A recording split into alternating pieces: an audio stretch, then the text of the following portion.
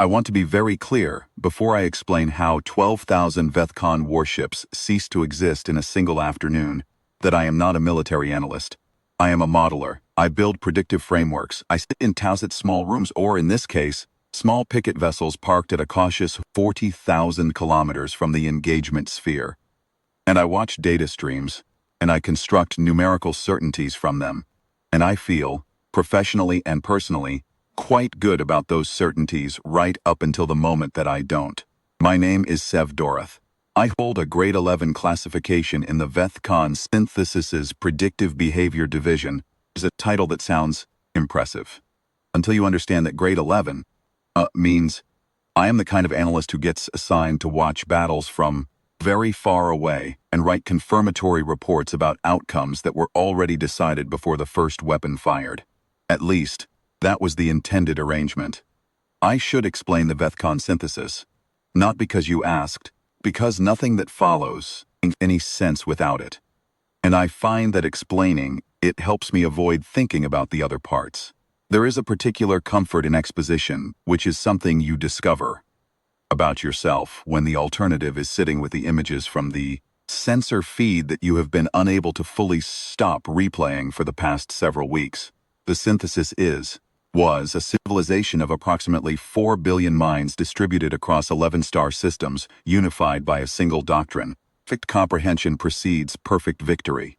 We did not win wars through numbers, though we had numbers. We did not win through weapons, though we had weapons. We won through the model. The model was our weapon. The model was everything. The principle was straightforward, which is part of what made it so elegant, and part of what makes explaining its failure so personally difficult. Any enemy can be defeated if you understand them completely. Any action can be countered if you have predicted it in advance. Any fleet can be destroyed if you know, before the first engagement, every maneuver it will attempt, every system it will rely upon, every decision its commanders will make under every possible pressure combination. The synthesis spent 700 years refining this doctrine. We ran it against 89 distinct civilizations over that span. We did not lose a single significant engagement. The model was always correct. The model was the point. When I joined the Predictive Behavior Division 23 years ago, I was trained extensively in the philosophical foundations of the doctrine, alongside the technical methods. This is standard for all new modelers. The philosophy comes first, because the method only works if you believe in the philosophy, and the philosophy only holds together if you have internalized why it is true, rather than just accepting that it is. We were taught that the universe is fundamentally legible. We were taught that any system, mechanical, biological, cognitive, civilizational, produces outputs that, if observed with sufficient care and completeness, encode the full structure of the system that produced them. We were taught that the task of the modeler is to read those outputs with enough precision that the structure becomes known, and that once the structure is known, all future outputs become predictable. We were taught that the only limit on prediction was the quality of observation. I believe this. I still believe it, technically, in the sense that it is a valid epistemological framework with many genuine applications. I believe it the way you continue to believe in a very well-constructed theory after one of its predictions has failed in an unexpectedly specific and expensive manner. The theory is fine. The application had a problem. When the first human vessel was encountered, a freighter 3 years ago, in what the humans call the Scarith Passage, the synthesis immediately began building a model of it. We had good data even before the contact, actually. Humans had been observed for decades by peripheral reconnaissance assets, operating at distances that the humans did not appear to notice. We understood their biology reasonably well, having made discrete collections of biological material from several sites. We understood their engineering philosophy from construction method analysis at distance. We understood their psychological profiles under stress from intercepted communications traffic, their command hierarchies from organizational analysis of their military transmissions, tactical doctrines from observation of their inter-faction conflicts in systems we monitored. We had files on their files. We had built predictive models of human behavior in 14 separate engagement scenarios. before we ever made direct contact with one of their ships, and all 14 of our predictive assessments were validated within acceptable margins when we actually ran them. The humans are understandable. Our senior analyst San wrote in the synthesis-wide briefing document that circulated after the first formal contact. Is machines of emotion and instinct operating within a technological framework that partially suppresses but does not eliminate those instincts. Their irrationality is itself predictable. It follows patterns that our behavioral models capture with high confidence. Their surprise tactics are documented. Their surprise tactics become predictable once documented. They will surprise you once and never again. Once you have seen how they surprise, you have seen all their surprises. I thought that was quite good at the time. I made a note in my personal log that Veth-Kaan had produced another characteristically excellent synthesis of the behavioral data. I use the word synthesis in my log because I was, even then, given to a certain professional preciousness about language. I still am. It gives me something to do. The IHS patient reckoning was detected entering the Veth-Kaan Synthesis's sovereign perimeter 41 standard days before the engagement. It entered at the outer boundary of what we call the Nesov corridor, a semi-open approach lane running through our peripheral systems, lightly trafficked by civilian and commercial vessels, monitored by a standard passive sensor network, not fortified because no civilization in this sector had ever had a reason to fortify it. A single human warship, no escort, no support elements detectable on any scan frequency we ran, just the ship, moving at a consistent and unhurried velocity, following no evasive pattern, broadcasting no signals, radiating no active sensor emissions, flying directly toward the inner systems, as if it had every right to be there and expected to be received at the other end. I saw the initial contact report at my duty station aboard the Veth-Kaan picket vessel Unbroken Premise. The Unbroken Premise is a small ship, 31 crew.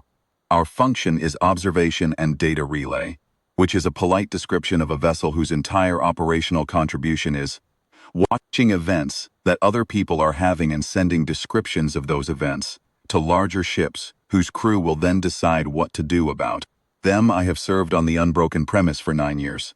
In 9 years, I have relayed many data packets. I have written many observation logs. I have attended many post-event reviews at which my careful documentation was cited approvingly before everyone moved on to the parts of the review that actually affected outcomes. I was, in retrospect, perhaps too thoroughly comfortable with this arrangement. The IHS patient reckoning was a large ship. I want to be precise about what I mean by large, because the word carries a different weight in different contexts, and I am a person who believes in precision. 3,000 meters, hull to stern, is in the upper tier of warship classifications by the metrics we apply, but not unprecedented. There are species in the outer rim that build structures of genuinely unreasonable scale, and the synthesis has encountered and modeled several of them.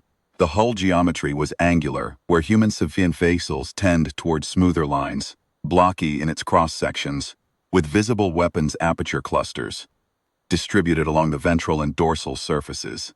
The drive configuration was 4 primary thrust units arranged in a modified cruciform pattern at the stern, supplemented by a set of auxiliary drive nodes, whose purpose our initial analysis classified as either secondary propulsion or maneuvering enhancement. The drive output levels were higher than our models had assigned to any human warship in that hull classification. This was the first anomaly. I noted it in my initial contact log. I assigned it a flag severity of moderate, is the middle level of our 3-tier flagging system, and which means this data point does not match the model, but the model may simply need refinement at this tier of specificity, and a satisfactory explanation exists within the space of small modeling errors and normal variance. I did not assign it a high flag. In retrospect, I think about this. I do not think about it with the generosity I would extend to a colleague. I flagged it moderate because flagging things high has consequences for the analyst who flags them. It means your model was wrong, and being wrong is professionally uncomfortable, and the data point had a plausible explanation within a minor refinement of the existing model, so I flagged it moderate and moved on.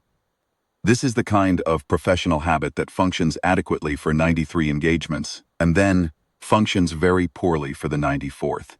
The initial weapons array cataloging took 4 minutes and 7 seconds. 4 minutes is a long time for our combat catalogers, who are purpose-built systems running dedicated processing units and who typically classify new contact in under 90 seconds.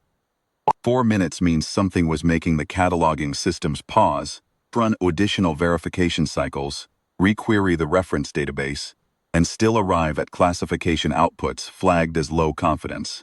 The low confidence flags were, per standard procedure, passed to me as the senior analyst on the unbroken premises observation team. I reviewed the low confidence classification outputs. The cataloging system had identified 11 probable weapons emplacement locations on the IHS patient reckoning's hull based on thermal signatures, electromagnetic emissions, aperture geometry, and the reference profiles for human warship engineering. The low confidence flags were attached to 3 of the 11 locations, where the signatures were slightly inconsistent with standard reference profiles. The inconsistency was within a range I could attribute to design variation between hull classes, or to the age of the reference data, both of which are normal explanations for signature variance.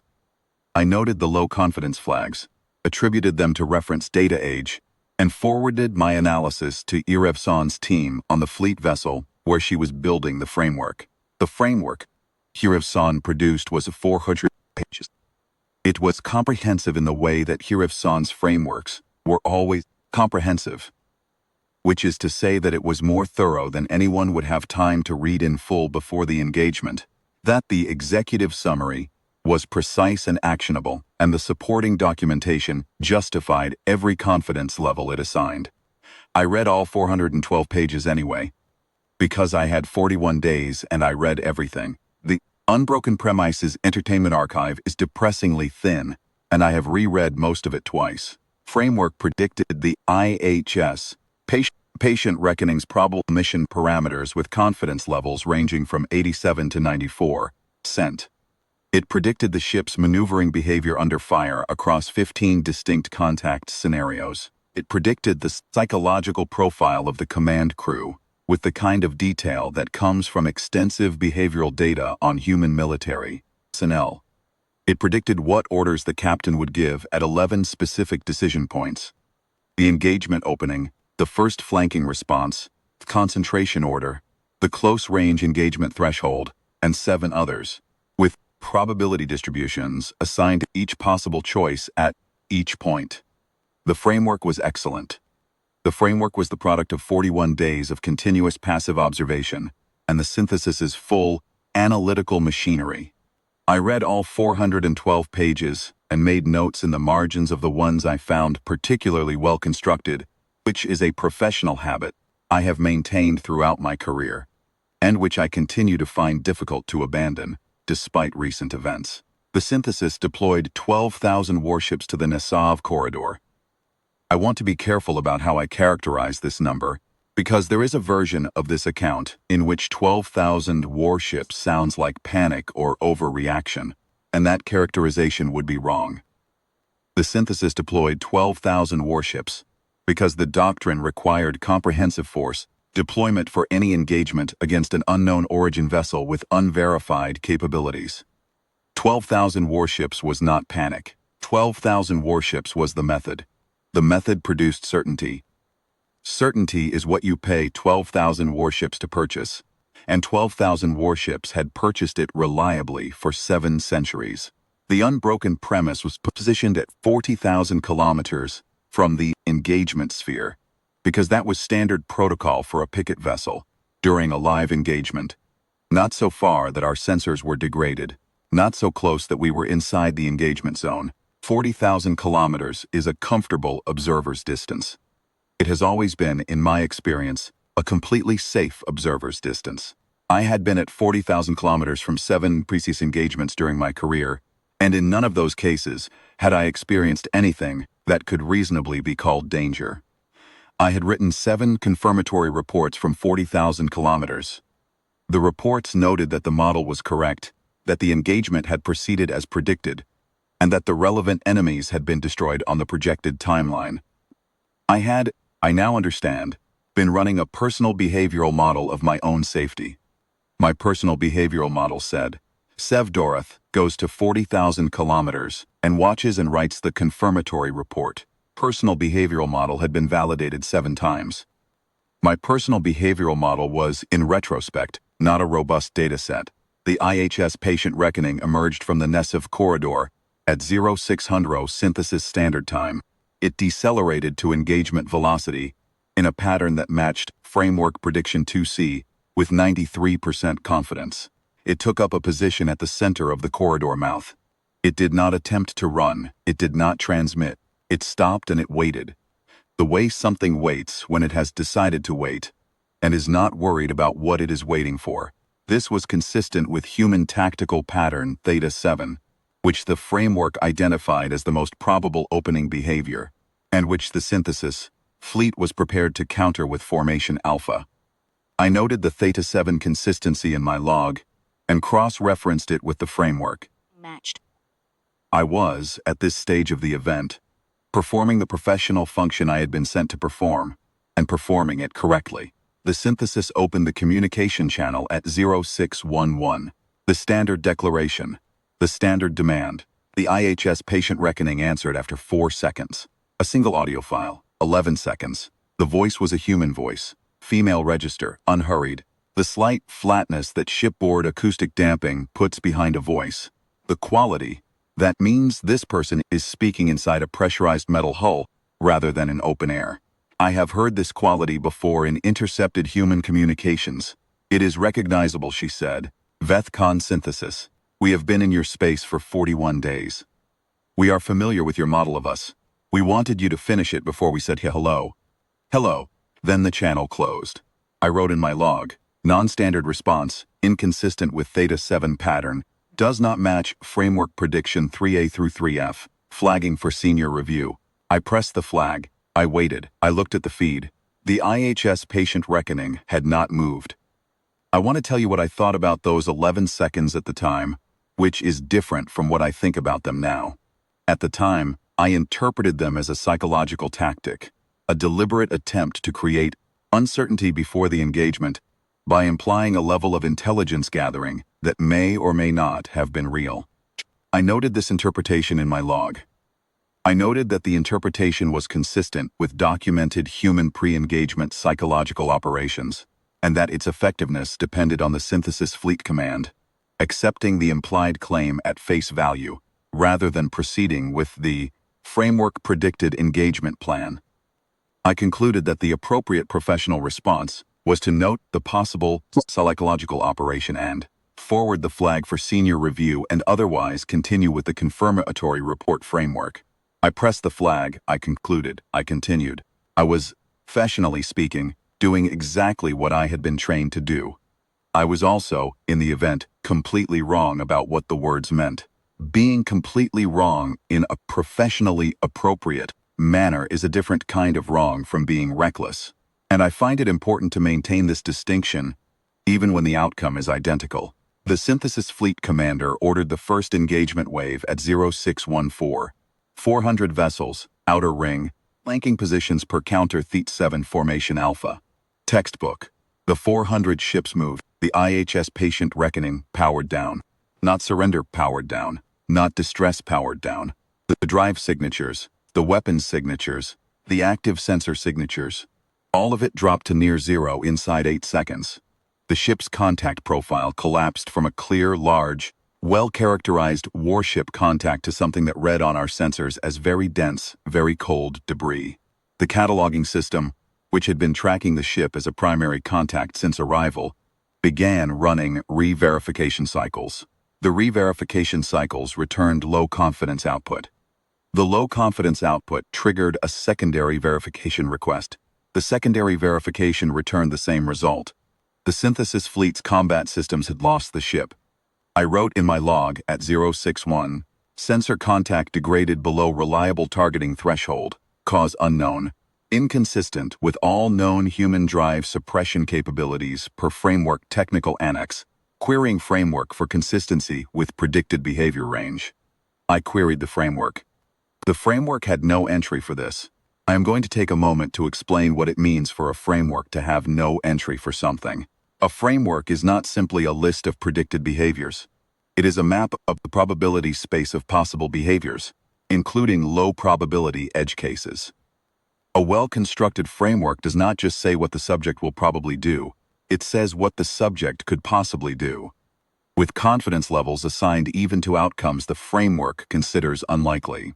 When a framework has no entry for an observed behavior, it means the behavior was not considered even as a low-probability possibility. It was outside the modeled space entirely. Veth-Kaan's framework had no entry for the IHS patient reckoning's drive, weapons, and sensor signatures dropping to near zero in 8 seconds, while the hull remained physically present in front of 12,000 warships. This is what I was writing in my log when the IHS patient reckoning re-emerged. 11 seconds later, 14,000 kilometers from where it had been. 14,000 kilometers in 11 seconds.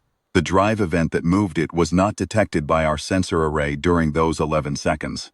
The ship had moved through the densest part of a 12,000 warship formation with an active drive system, producing zero detectable output. I sat with this data point for approximately 45 seconds, rerunning the numbers, checking my sensor calibration, pulling the raw sensor logs rather than the processed outputs. The raw logs confirmed the processed outputs. The processed outputs confirmed the raw logs. I wrote, IH patient reckoning has repositioned. Drive event not detected prior to repositioning. Position inconsistent with all framework movement predictions. Suggest emergency framework review. I pressed the emergency flag. I do not know if Veth-Kaan received it. I was never able to confirm this. I was never able to confirm it because of what happened in the subsequent minutes. Proceeded at a pace and along a trajectory that my flagging cadence was not designed to keep up with. The IHS patient reckoning opened fire for the first time at A62T3. The weapon systems fired from positions that did not correspond to the 11 primary emplacement locations the framework had identified. They fired from locations the framework had classified as secondary support systems, power routing junctions, hull cooling arrays, sensor pod mountings. The output from these locations was not consistent with secondary support systems. The output was consistent with primary weapons platforms that our reference database had no classification entry for. Meant they were either a novel human engineering variant, or they were something that had been deliberately misrepresented as secondary support systems in the sensor data during the 41-day transit. The synthesis fleet's point defense systems had been calibrated to intercept ordnance fired from the 11 predicted emplacement locations. The calibration data was, per standard procedure, derived from the framework's technical annex. The technical annex had been assembled from the 41 days of passive observation data. The point defense systems intercepted approximately none of what was actually fired. I wrote, framework weapons model appears to be incorrect. IHS patient reckoning weapons profiles inconsistent with all predicted configurations. Engagement outcomes deviating from framework predictions across all measured parameters. I pressed the emergency flag again. I then stopped writing for approximately 3 minutes because I was watching the sensor feed, and the sensor feed had stopped matching any predictive output I had access to. And watching things that you cannot categorize while trying to categorize them is an absorbing task. The patient reckoning moved through the synthesis fleet's formation methodically. This is the word that kept occurring to me as I watched, and I have continued to use it in subsequent descriptions, because it is the most accurate, and because no alternative serves better. Not fast in the way that desperation or aggression produces speed. Methodical in the way that purpose produces speed. The movement of something that knows where it is going because it has already decided on the route. It fired from unexpected angles. It repositioned without detectable drive signatures at irregular intervals, appearing 4 seconds to 8 seconds after the interval at positions that the fleet's targeting solutions had not predicted. 3 to 7 seconds between targeting solution and actual ship position. Sustained for the duration of the engagement. I want to give you a sense of what 3 to 7 seconds means in a live engagement between capital ships at combat range, because the number sounds small and the implications are not small. A targeting solution is not a fixed point. It is a prediction of where the target will be when the weapon arrives, calculated from the target's current position, current vector, observed acceleration, predictive behavioral models. A targeting solution is only as good as the prediction of where the target will be. 3 to 7 second lag between the targeting system's information and the target's actual position means that every targeting solution is being computed from obsolete data. The targeting system is predicting the target's future position based on data that is already 3 to 7 seconds old. Target maneuvering at warship speeds, 3 to 7 seconds of data obsolescence, translates to a position error measured in hundreds of kilometers. A targeting solution built on a 3 to 7 second data lag produces shots that arrive at where the target was, not where the target is. By minute 12, I had logged 1,417 destroyed or catastrophically disabled synthesis vessels. I had been logging the count in a separate column from my main observation notes because maintaining the count gave me something to do that was not thinking about the count. I was aware of the slight irrationality of this approach, and I maintained it anyway because I had no better alternative available. The synthesis fleet commander ordered concentration at minute 17. Pull the outer rings inward, increase hull density across the engagement volume, create overlapping fire arcs from multiple angles simultaneously. If a target cannot be reliably predicted in the horizontal plane, cover the horizontal plane with enough simultaneous fire paths that the target cannot avoid all of them. This is the correct countermaneuver for a highly mobile target in a dense formation environment. This is in the engagement manual. The engagement manual was written by people who had studied 700 years of Veth-Kaan warfare, and it is a very good manual. The IHS patient reckoning moved to a position approximately 3,000 kilometers above the geometric center of the concentrating formation and stopped, the same waiting quality as the corridor mouth, the same unhurried stillness. The fleet commander ordered full formation weapons release. Every ship in the formation, every weapon system, simultaneous release at the stationary contact, 12,000 warship when firing at once. I have the sensor record. I can tell you exactly what happened. The IHS patient reckoning deployed a screening system. I do not have a technical description for this system because no synthesis reference file contains an analog for it. I can describe its observable effect. The system created very rapidly an interaction zone around the hull into which incoming ordnance entered, and from which it did not emerge in a functional state. The interaction happened faster than my sensor resolution can clearly resolve. My best frame-by-frame reconstruction shows a process that operated in the range of single-digit milliseconds per projectile. Approximately 94% of the simultaneous full formation weapons release interacted with this system and did not reach the hull. 6% reached the hull. 6% of 12,000 ships' simultaneous weapons release is not a small amount. I want to be precise about this because I think there is a tendency in accounts of engagements with overwhelming outcomes to minimize the effort of the losing party, and I do not want to minimize the synthesis fleet effort. 6% of what 12,000 warships can fire simultaneously is a substantial quantity of ordnance. It hit the IHS patient reckoning's hull. The hull was scored. I have the sensor data showing the scoring. The outer plating layers marked, some surface ablation, visible on 3 hull sections in the port midship cluster. The ship continued its engagement without any detectable change in performance. The IHS patient reckoning resumed movement at minute 22. I will not recount every subsequent action with the same granularity. The engagement lasted 4 hours and 9 minutes from the first contact loss to the last synthesis vessel ceasing active output. The final count was 11,962 vessels destroyed or catastrophically disabled.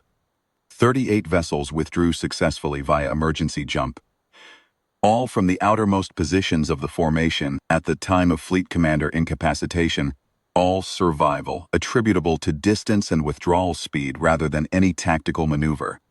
Verified this from the individual vessel records later, because verifying things is what I do, and because having something to verify was useful in the days immediately following the engagement. The unbroken premise was never targeted. The IHS patient reckoning passed within close sensor range of our position twice during the engagement and did not fire on us. I spent a significant portion of the engagement calculating whether this was an oversight or a decision, and I concluded it was a decision, and ICE spent the remainder of the engagement unable to produce a satisfactory model of why the decision had been made, which was itself an unusual experience for me. After the engagement, the IHS patient reckoning ran a systematic sweep of the debris field. 11 minutes, comprehensive coverage. Every survival capsule identified and scanned. 387 survival capsules. None destroyed. I watched this and I tried to build a framework for it, and the framework did not come together in any configuration I found satisfying. The ship had, by any metric I could apply to the engagement data, been thorough to the point of completeness in its destruction of 12,000 warships. It had not been thorough to the point of completeness in its destruction of 12,000 crews. I do not have a framework that explains the distinction. I have the data. The data is what it is. The channel opened at 10:34, addressed to the unbroken premise by name. Our vessel identifier, our designation, up from our transponder data, or from some other source the ship had access to, I answered. The same voice, same acoustic damping, she said. Unbroken premise. I see you've been logging the engagement. We'd appreciate a copy of your observation record. The complete record, including the transit data. Our battle damage assessment team would find it useful. The data transfer codes are in the following packet. Packet arrived, I said. You are requesting our observation logs. Yes, she said. You want us to give you our record of how you defeated us. We want your record of how our method performed. We ran our signatures for 41 days. It's useful to know how they read from outside. Quality control. I thought about quality control for a moment. I thought about what the phrase quality control implied about the relationship between the 41 days and the engagement. Quality control means checking whether a process produced the intended output. Quality control means the 41 days were a process with an intended output. Quality control means that question the ship's analysis team was asking was not did we win, but did our preparation method work as designed and produce the model we intended the synthesis to build? I said. How many times have you done this? The pause was longer than the previous ones. The Nesov corridor was a good transit lane, she said. Excellent sensor coverage. Very consistent. You ran your full passive array the entire 41 days without interruption, which is good data hygiene. A brief pause. Unbroken premise. The logs. I copied the logs. The transfer completed. The channel remained open for 10 seconds after completion, as if there were something else to be said, and then closed without it being said. The IHS patient reckoning accelerated outward at 10:37. The drive event was fully legible on my sensors. Active, clear, detectable at every instrument I was running. The same ship, the same drive system that had moved 14,000 kilometers through a 12,000 warship formation without producing a single detectable drive signature. Burning now at a trajectory my transit models could track without difficulty. I could predict its future position at any timestamp with sub-100 kilometer confidence. I watched it go and I sat with this for a long time. Here is the conclusion I have been working toward across several weeks and several iterations of the framework I am building. The departure drive signature was legible because the departure was not the preparation. The preparation was the 41 days of approach, during which the ship had actively managed everything I was observing in order to produce a specific and predictable model in Veth-Kaan's framework. The drive signature during approach had been managed. The weapons signatures had been managed. The hull geometry scans had been managed. The aperture locations that my cataloging systems had flagged, and I had flagged as moderate confidence and attributed to reference data variance, had been managed. Everything I had observed for 41 days had been outputs shaped by the thing being observed specifically so that the observer would build a specific and wrong model of the thing. The departure drive signature was legible because there was nothing left to prepare for. The engagement was over. Preparation had done what preparation does. And now the ship was simply going somewhere, and going somewhere requires burning drives, and there was no longer any reason not to be detected burning drives. We were familiar with your model of us. We wanted you to finish it before we said hello. They knew we would build a model. They knew we would build a model because we always build a model.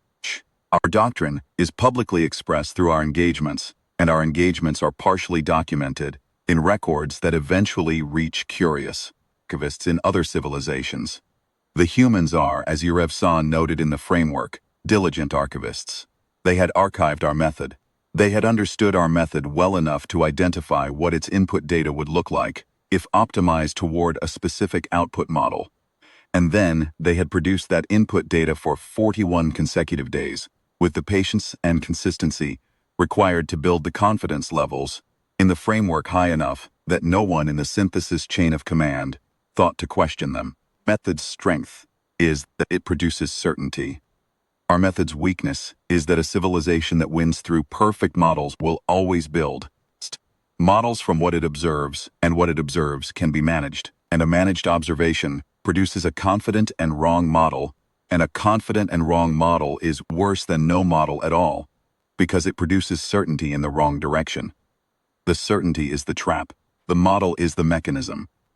We built the trap ourselves from the data we were handed, and we walked into it because the data was excellent, and we had never had cause to question excellent data. I have been writing a new framework since the engagement ended, not of the IHS patient reckoning. I do not have enough valid data on the actual ship to produce a model I would trust. I am not sure I would trust any model of it, even with better data, which is itself a strange place to have arrived professionally. I am writing a framework of our method, of the assumptions underlying the doctrine of perfect comprehension, of the specific structural vulnerabilities in those assumptions, when the subject of observation is aware of being observed, and possesses both the capability and the will to manage its observed outputs. This framework is difficult to write. Not technically. Technically, the framework design follows from the engagement data in a way I find fairly clear. Difficult personally. 23 years of believing in the method. 23 years of building models and having the models be correct.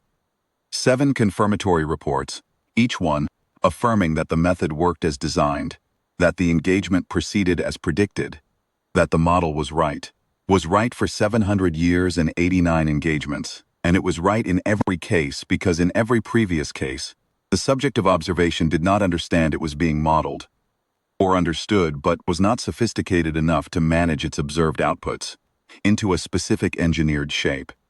The method was not wrong. The method encountered a contact that had done something to it that no previous contact had done, and the method failed, and the failure mode was the confidence the method produced. A good method should produce calibrated confidence. A good method should include, in the confidence levels it assigns, some representation of the possibility that the observed outputs have been managed. My method did not include this. My method assumed that observation is passive, that the subject produces outputs and the observer records them, and the relationship runs in only one direction. My method assumed that the observer and the observed are in separate categories. The IHS patient reckoning dissolved this assumption at a considerable cost to the synthesis and a rather smaller cost to itself. I transmitted the preliminary draft of the new framework 3 weeks after the engagement. The acknowledgement came from a junior relay coordinator.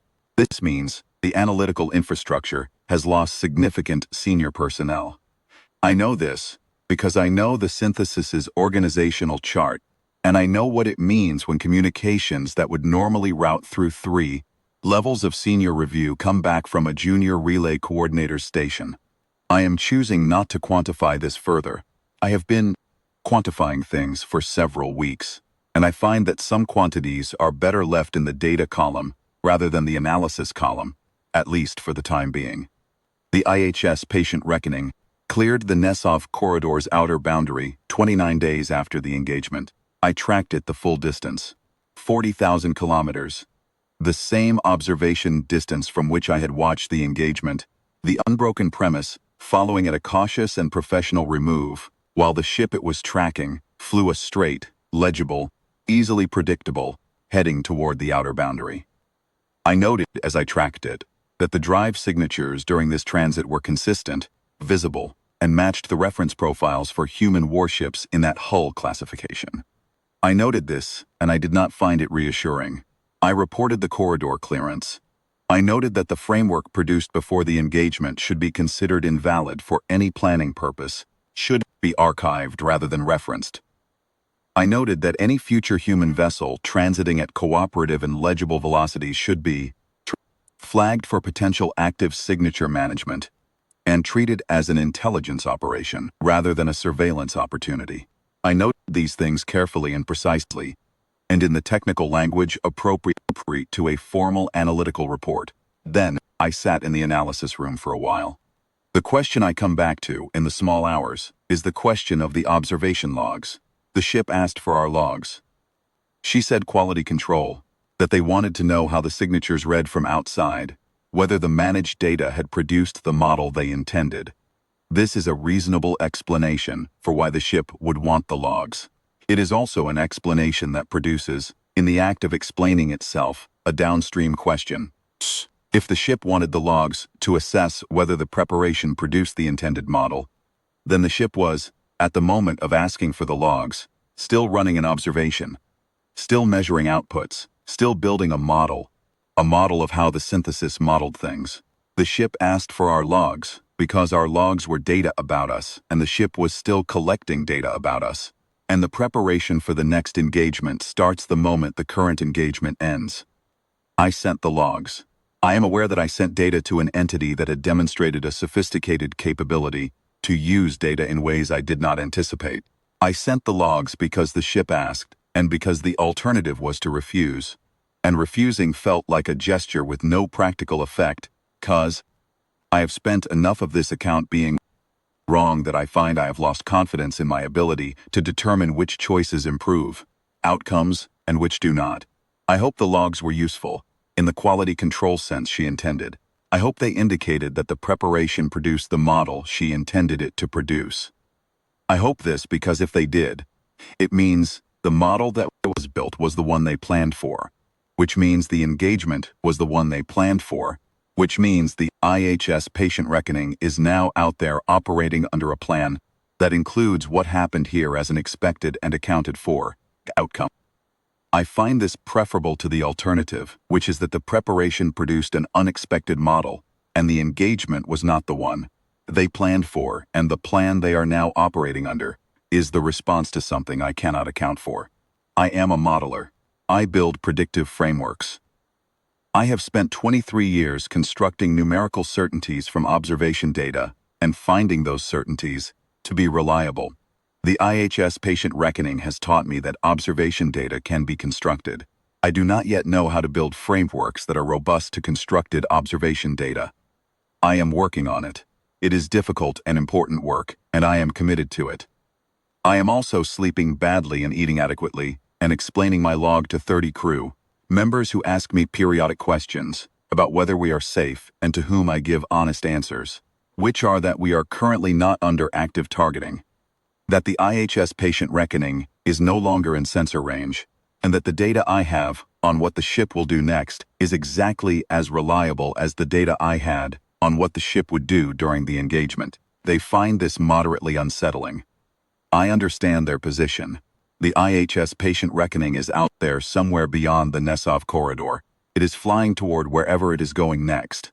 I do not know where it is going. I do not know what it is preparing. I know that preparation, this ship, looks like ordinary transit, at legible velocities, on predictable headings, consistent sensor signatures that some analyst somewhere is watching with careful professional attention and building a model from. I know that the model that analyst builds is the one the ship is designing. I know that the analyst will believe the model because the analyst was trained to believe the model, and because the model will be built from excellent data, and because the analyst will flag anomalies at moderate confidence and attribute them to reference data variance and move on, because that is what analysts do with moderate anomalies when the framework has not prepared them for anything else. I hope that analyst reads this account I hope they finish the model before she says hello. Let me return to the 41 days. I keep returning to the 41 days because I think they are the part that most people will not fully understand without additional explanation, and because explaining them in full is useful for the framework I am building. I will admit this, explaining them gives me something to do with the hours. There is a specific technical term in the synthesis modeling doctrine for the category of error I made. The term is confirmation scaffolding. It refers to the tendency of an established framework to interpret new data in ways that confirm the framework's existing structure rather than challenge it. Confirmation scaffolding is a known failure mode. It is taught in the second year of modeler training. I have given lectures about it. I am aware of it, have been aware of it for more than 2 decades, and have built professional habits specifically designed to counter it. Confirmation scaffolding operates most powerfully when the incoming data is high quality and consistent. Low quality data or inconsistent data triggers review flags. High quality, consistent data builds confidence. High quality, consistent data that arrives continuously for 41 days builds very high confidence. The kind of confidence that interprets the few anomalous data points as minor variance rather than signal. The IHS patient reckoning produced high quality, consistent data for 41 days. The data did not waver. The signatures did not fluctuate outside normal operational ranges. The drive patterns were stable. The hull configuration read the same across every scan interval. 41 days of perfectly consistent, high-quality observation data will build a framework with confidence levels in the low to mid-90s across most predictive categories, is exactly what Veth-Kaan's framework showed, and which is exactly what the fleet commander used to commit 12,000 warships to an engagement plan built on the assumption that the framework was correct. I do not say this to criticize Veth-Kaan or the fleet commander. The framework was excellent. The fleet commander's decision was appropriate, given the framework's confidence levels. The error was not in the framework's quality or in the decision to trust it. The error was in the underlying assumption that what the framework was modeling was the same thing as what the ship actually was. Modeling assumes that observation and the thing observed are in a relationship of transparency, that the outputs the observer measures are a genuine representation of the system generating them. Modeling does not, in its standard formulation, account for a system that is actively constructing its outputs specifically for the benefit of the observer. The synthesis doctrine had encountered deception before, camouflage, sensor masking, information denial, and had developed methods for accounting for these in frameworks. What the doctrine had not encountered, and therefore had no methodological account for, was a contact that wasn't hiding what it was, but was instead performing what it wanted to appear to be. There is a difference between hiding and performing. Hiding assumes something real exists that the hider is trying to conceal. Performing assumes that what the observer sees is the performance, and that the performance is constructed with specific knowledge of what the observer expects to see and how the observer will categorize what they see. Hiding is a passive relationship between the real thing and the observer. Performing is an active relationship in which the thing being observed is also, simultaneously, modeling the observer. We were observed. We were modeled. We built a model and deployed it, and the model was a trap made of data, and the data was constructed by something that understood our method well enough to construct the exact data that would produce the exact model that would generate the exact confidence levels that would lead to exactly the decisions that were made. I think about how long this required to plan. The 41 days of data construction happened in real time, but the plan for what data to construct required knowing what data to construct, which required knowing what kind of model the synthesis would build, and what confidence levels the model needed to show, and what tactical predictions the model needed to contain, and what countermeasures the synthesis fleet would deploy based on those predictions. The plan was built on a model of our method. The model of our method was built on their observation of our previous engagements. Our previous engagements are documented in various records distributed across the civilizations we have encountered. Someone read those records. Someone understood those records well enough to derive from them a functional account of how the synthesis builds models, what data it requires, what confidence levels it assigns to different data qualities, what tactical decisions flow from those confidence levels. Someone built a model of our modeling process. Someone then used that model to construct a 41-day data generation operation that would produce specific outputs in our specific method. The voice said, "We are of Synthesis, not. We guessed what your modelist would say, not. We hoped your model would contain certain things. Familiar. A word that implies prior knowledge, established understanding, something reviewed and considered and known before the transit began. The model of the IHS patient reckoning that the synthesis built during the 41 days was not a surprise to the ship. It was, if I am reading the word correctly, an expected outcome. The ship transited for 41 days, and at the end of 41 days, our framework contained a 412-page predictive model with confidence levels in the low to mid-90s, and the ship was familiar with the fact that this would be the case.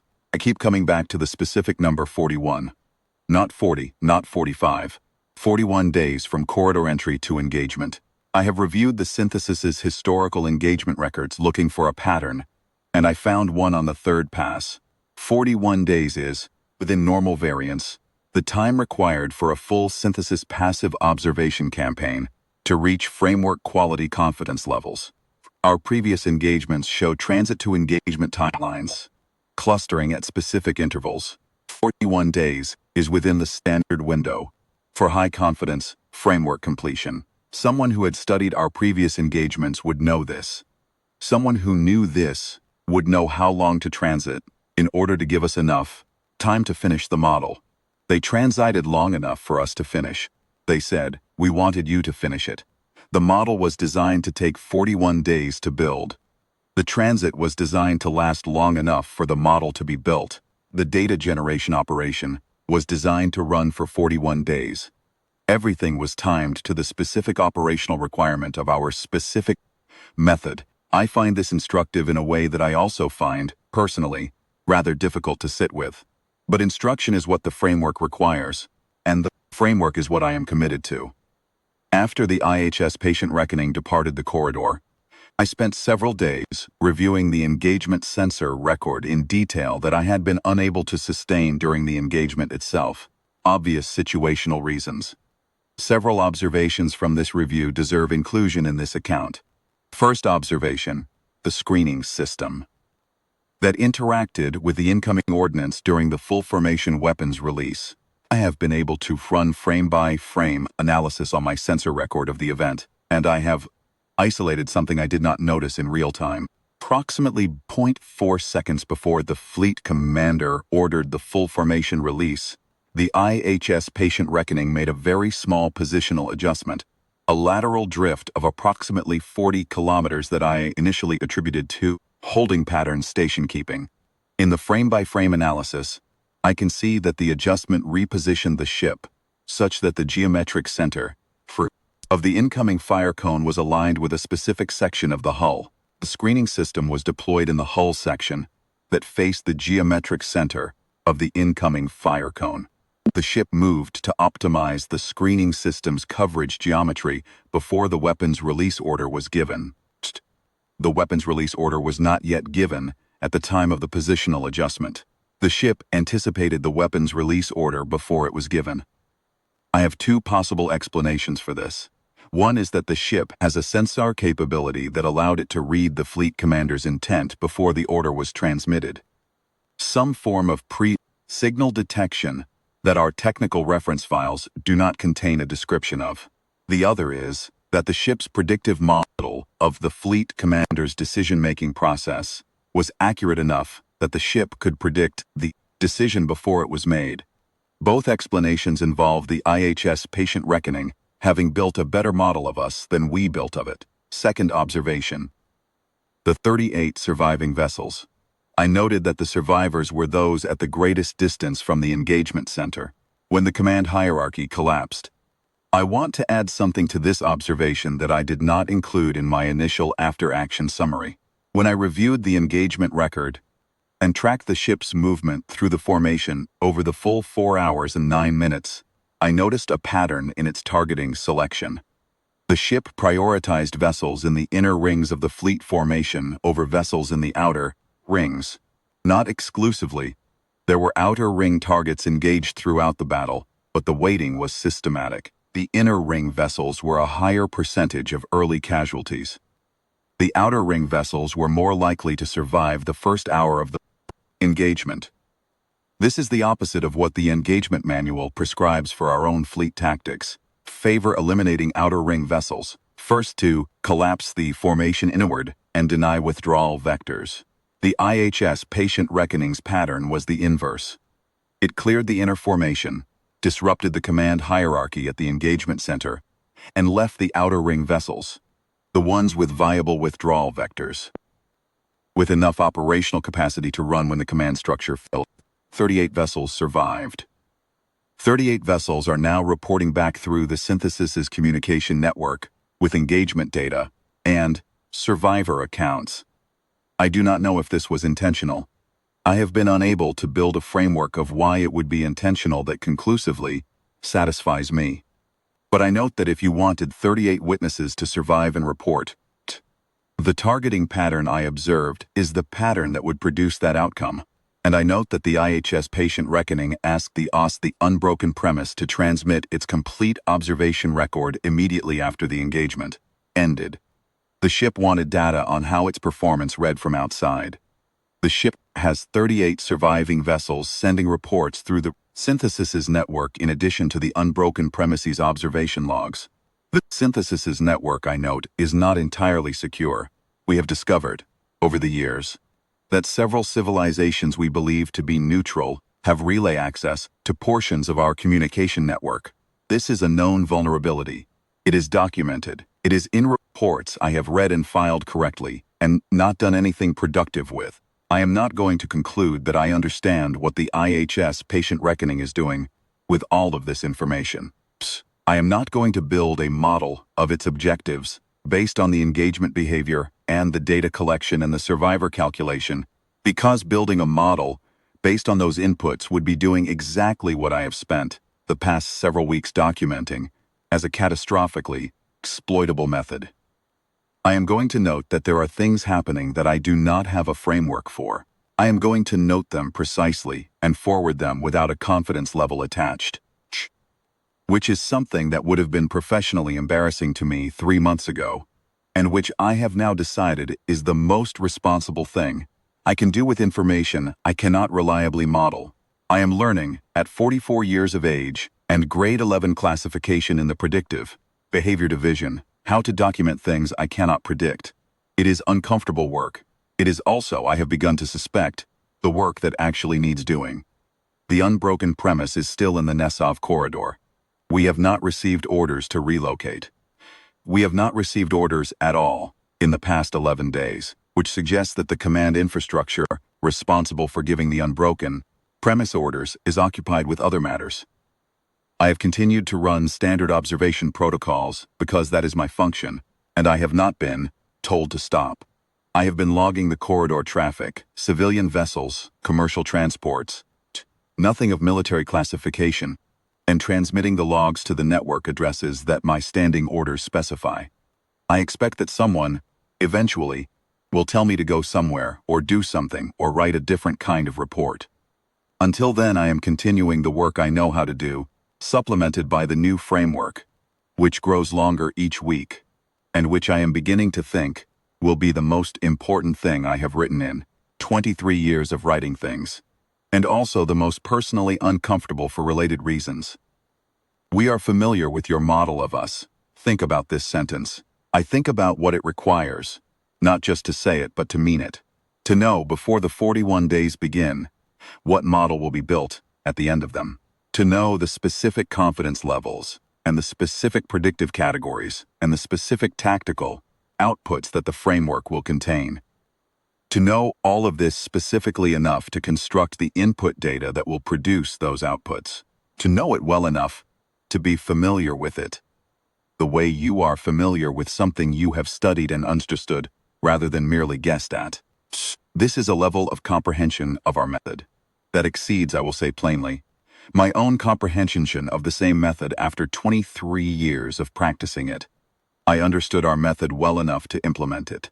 The IHS patient reckoning understood it well enough to reverse engineer it.